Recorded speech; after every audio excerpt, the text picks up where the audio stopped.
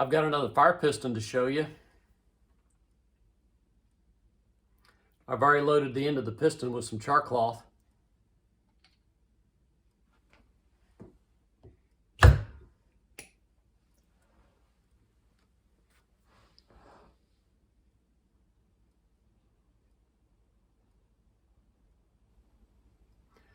The fire piston kit that I want to show you today, I bought about 1.5 years ago. It's sold under a couple of different brand names. I bought it as a PSKOOK kit. That's PSKOOK. Although recently I've seen this sold under the SXTL brand name. I don't know if you pronounce that just by saying the letters out loud, SXTL, or maybe it's pronounced Sixtel or something. I don't know. But SXTL seems to be the brand name that I find this fire piston kit sold under recently. I couldn't find my receipt, but I think I paid about $24, $25 all in after tax and shipping about 1.5 years ago. It's now February of 2023, and just this morning I looked up on both Amazon and eBay. On Amazon, I saw these for sale, including shipping, for $19.99, so the prices have come down just a little bit. And they're a few dollars cheaper, as a rule, on eBay. I saw several listings for $17, $18. I even saw one for maybe just under $12, and that included shipping from some North American site. Altogether, it's pretty cost-effective, very nice little fire piston kit, as you'll see. So let's dig into it and see what's inside. The kit itself comes in this nice little tin. Just for reference, here's an Altoids tin. You can see that it's a little bit bigger, longer, wider than an Altoids tin. But still, all together, it's fairly compact. It'll fit in the palm of my hand. It's not very heavy. It's not too bulky.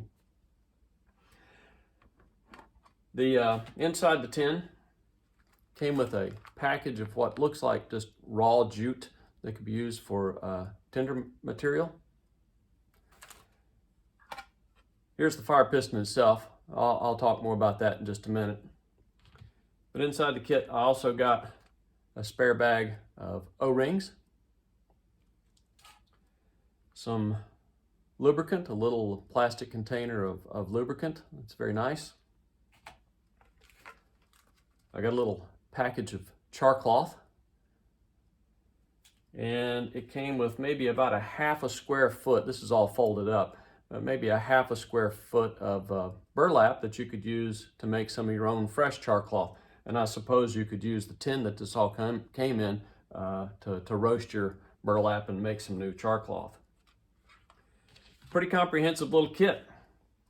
Here is the fire piston. It looks like the cylinder looks like it's mostly made out of aluminum, and the piston itself is made, I think, out of brass. And this is one of the neat characteristics about it. It's got a pressure relief on the bottom. You turn it about 1/2 or 1/4 of a turn, and then you can pull the piston out. All right. If I close that back up, seal the bottom up real good. There's an O-ring seal down in the bottom here. If I tighten that up, now you see the piston wants to come back out. It's getting a really good seal now that I tightened up the bottom. That makes it handy for storage and transportation. Loosen up the bottom, press the piston in, close it back up. The piston's not going to fall out. However, like I said, I bought this fire piston kit about 1.5 years ago. I played with it quite a bit and got a lot of successful ignitions. Then I put it away, and I didn't pull it out until just a few days ago when I thought about making this video. When I pulled it out a couple days ago, I could not get char cloth to ignite to save me. I tried hitting it multiple times. I tried cleaning it. I tried relubricating it. I tried different lubrications. Nothing worked. And then it occurred to me to maybe change the O-rings, and that did the trick. I think what happened, you can see that this is a double O-ring piston. I think what happened was, over time, storing this piston down in the cylinder for long-term storage probably just flattened out the edges of the O-rings, and that caused a little bit of loss of seal and a little bit lower compression after it, I pulled it out a year and a half later. So I think in the future, for long-term storage, I'm going to store it inside the tin with the piston outside of the cylinder. But if I take it with me on a camping trip and I'm using it for the weekend, I think for short term, storing the piston inside the cylinder will probably be just fine. Just something to keep in mind. It's pretty handy to be able to store the piston inside the cylinder, but for long-term storage, maybe that's not such a good idea.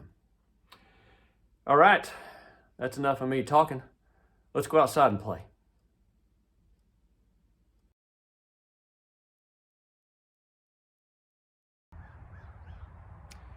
Making fire from compressed air. How cool is that?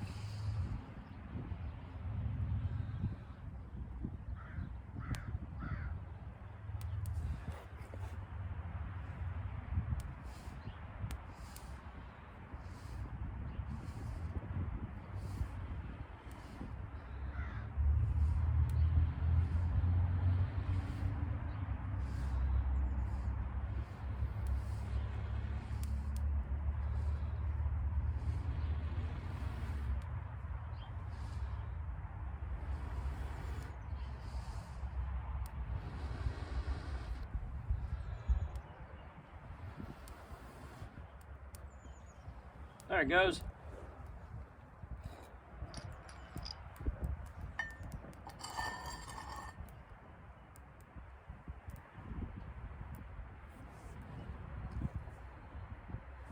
That tinder bundle didn't want to go to flame today.